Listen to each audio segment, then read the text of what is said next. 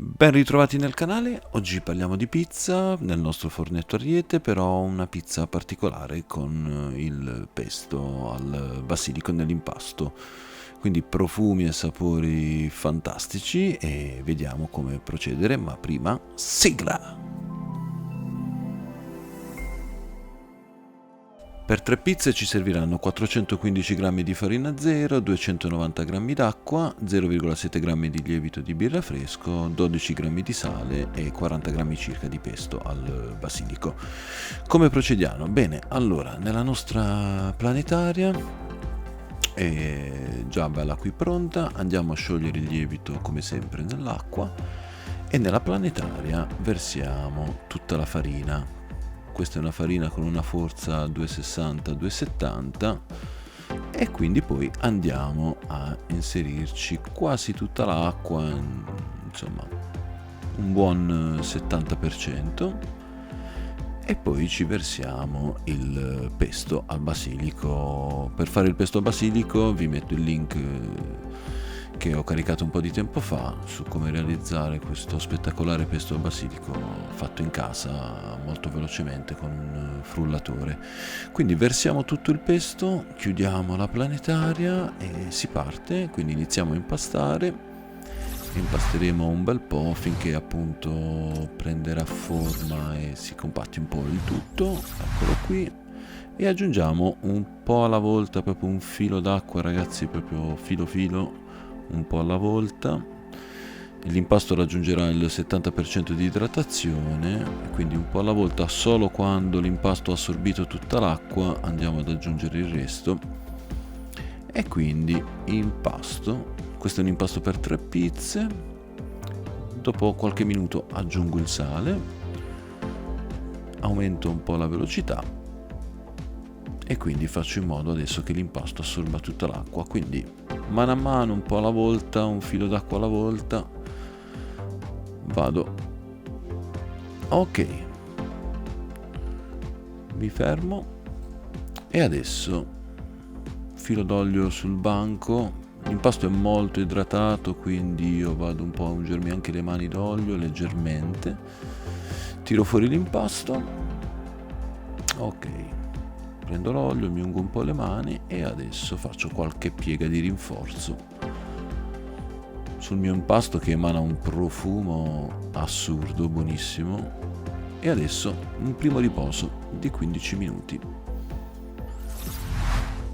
Dopo 15 minuti l'impasto si è un po' rilassato, avrà preso un po' di forza rispetto a prima, anche se comunque è pur sempre un 70% di idratazione e quindi tenderà leggermente ad attaccarsi. Mi aiuto anche con la spatolina. E ora procedo con le pieghe. Secondo stop di 15 minuti e dopo 15 minuti ulteriori pieghe di rinforzo. Ungetevi le mani se tende un po' ad attaccarsi, quindi un po' d'acqua, un po' di olio leggero leggero vi aiuterà tantissimo. Ok, stop finale di 15 minuti e adesso l'impasto sarà molto più maneggevole rispetto all'inizio.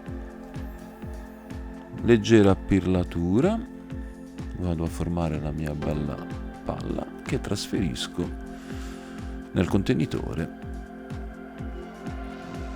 per la lievitazione, quindi chiudo, copro con la pellicola e quindi 4 ore di lievitazione a temperatura ambiente, c'erano 27 gradi. Ok, sono passate le 4 ore, spargo un po' di semola sul banco di lavoro e trasferisco l'impasto su. E adesso vado a porzionare l'impasto in 3 parti con un peso più o meno di 240 grammi e vado a creare i miei piccoli panetti con qualche piega. Vado a formare le palline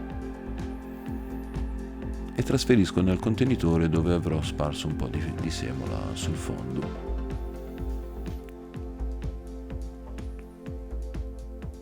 Ed ecco qua l'ultimo. L'ultima che poi in realtà non andrò a cuocere, quindi l'ho congelata, ma questo poi vedremo. 2 ore di apretto e dopo 2 ore eccole qua. Sono ben lievitate. Cospargo un po' di sebola sui panetti per far sì che sia più facile anche staccarle. E adesso vado con la mia spatolina blu, vado a trasferirla sulla semola. Ok, giro dall'altro lato per far sì che la semola si attacchi bene a tutto. E adesso con le dita vado a spingere l'aria verso i cornicioni, perché stiamo comunque cercando sempre di fare una napoletana, e quindi vado a delineare un po' quello che è il cornicione, spingendo un po' l'aria sempre verso l'esterno. Si nota un po' il colore verde del pesto al basilico. Ok, siamo quasi pronti per la farcitura, e quindi io per comodità la trasferisco già sulla pala. Gli spazi sono un po' ristretti, quindi quella che vado a metterci sopra adesso non è pomodoro, ma è crema di peperone. Come farla sempre in un video precedente che vi lascio in descrizione il link, possiamo vedere come farla, buonissima. Quindi col cucchiaio vado a mettere la crema di peperone e poi ci aggiungo sopra un po' di fior di latte che è stato precedentemente sgocciolato. Ok, per far sì di non allagare tutto quanto, qualche cappero regalatomi da dei parenti di Fasano, fantastici, buonissimi. E adesso tocco finale, un filo d'olio al basilico. Anche qui troverete il video nel canale, vi lascio il link in descrizione. Pronti per infornare in forno preriscaldato al massimo, il fornetto Ariete. E ora vado a fare un piccolo check di cottura. Ok, è cresciuto tantissimo il cornicione ed eccola qua.